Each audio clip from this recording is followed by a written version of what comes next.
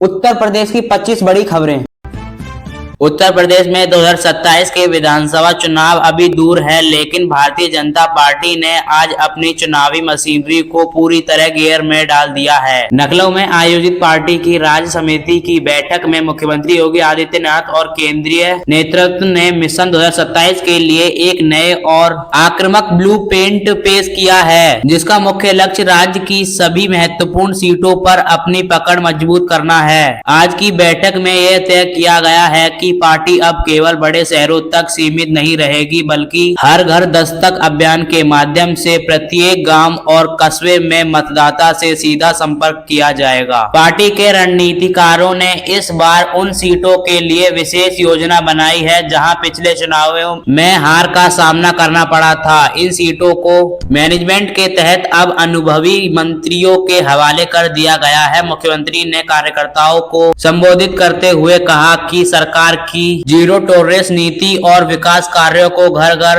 तक पहुंचाना ही जीत का एकमात्र मंत्र है। इसके साथ ही बीजेपी ने अपना सोशल मीडिया विंग को भी एक नया स्वरूप दिया है, जहां अब एआई तकनीकी का उपयोग करते विपक्ष के भावक विमर्श का खंडन किया जाएगा। पार्टी ने जातिगत समीकरणों को साधने के लिए पिछले और अति पिछले के बीच सामाजिक समता सम्मेलन आयोजित करने का निर्णय लिया है, ताकि विपक्षी गठबंधन के पीडीए कार्ड की काट टूटी जा सके।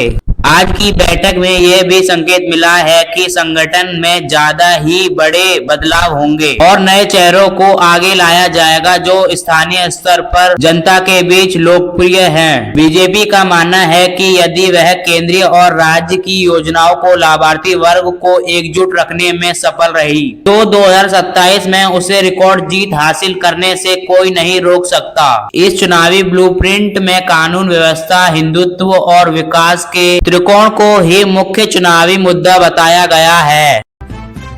उत्तर प्रदेश की मुख्य विपक्षी पार्टी समाजवादी पार्टी के मुखिया अखिलेश यादव ने आज लखनऊ के एक भव्य कार्यक्रम के दौरान अपने पीडीए रथ यात्रा के अगले चरण को हरी झंडी दिखाई है। अखिलेश यादव ने आज की रैली में सत्तारूढ़ सरकार पर हमला बोलते हुए कहा कि उत्तर प्रदेश में लोकतंत्र खतरे में है और सरकार केवल कुछ चुनिंदा उद्योगपतियों के लिए काम कर रही है। सपा की नई चुनावी रणनीति का मुख्य आधार छोटे दलों के साथ एक मजबूत दलीय व पिछड़े वोटों को बीजेपी के पाले से खिसकाना है। अखिलेश ने घोषणा की है कि 2027 के चुनाव में उसकी पार्टी जातीय जनगणना को मुख्य मुद्दा बताएगी, ताकि हर वर्ग में उसकी आबादी के अनुसार हक मिलने की सरकारी मशीनरी का दुरुपयोग किया जा रहा है और विपक्ष के नेताओं को जानबूझकर परेशान किया जा रहा है। सपा ने अपने गठन में युवाओं को महिलाओं की भागीदारी बढ़ाने के लिए भूत ब्रिगेड और महिला सपा को सक्रिय कर दिया है, जो अब तहसील स्तर पर जाकर जनसभा करेंगी। राजनीतिक विशेषज्ञों का मानना है कि अखिलेश यादव इस बार बहुत संभालकर कदम रख रहे हैं और वे उन गलतियों को नहीं दोहराना चाहते जो पिछले चुनावों में हुई थी। सपा ने अपने आईटी सेल को भी गांव-गांव में सक्रिय किया है, ताकि जमीनी स्तर की समस्याओं को सीधे सोशल मीडिया के माध्यम से जनता के सामने लाया जा सके। आज के कई कार्यक्रम में पूर्व बसपा और बीजेपी नेताओं ने सपा का दामन थामा, जिसमें अखिलेश ने परिवर्तन की लहर करार दिया। सपा का लक्ष्य है कि वह खुद को बीजेपी के मुकाबले एकमात्र और सबसे मजबूत विकल्प के रूप में पेश करे। आने वाले महीनों में अखिलेश यादव खुद प्रदेश के सभी मंडलों का दौरा करेंगे और बड़ी रैलियों के माध्यम से अपनी चुनाव तकनीकी का प्रदर्शन करेंगे। बहुजन समाज पार्टी की राष्ट्रीय अध्यक्ष मायावती ने आज लंबे समय बाद अपने केडर को सक्रिय करने के लिए लखनऊ में एक बड़ी बैठक बुलाई, जिसे मौन साधना से सक्रियता का नाम दिया जा रहा है। मायावती ने अपने पदाधिकारियों को कड़े निर्देश दिए हैं कि वो अब केवल सोशल मीडिया पर निर्भर न रहें, बल्कि घर घर जाकर बसपा के शासनकाल की उपस्थितियों को लोगों को याद दिलाएं। आज की बैठक में यह तय किया गया है कि पार्टी 2027 के चुनाव के लिए एकला चले की नीति पर कामयाब रहेगी और किसी भी बड़े दल के साथ गठबंधन नहीं करेगी। मायावती ने आरोप लगाया है कि बीजेपी और सपा दोनों ही दलीय और पिछड़े के अधिकारियों का हनन कर रहे हैं और केवल बसपा ही उनके असली हितों की रक्षा कर सकती है। बसपा सुप्रीमो ने आकाश आनंद को एक बार फिर से चुनावी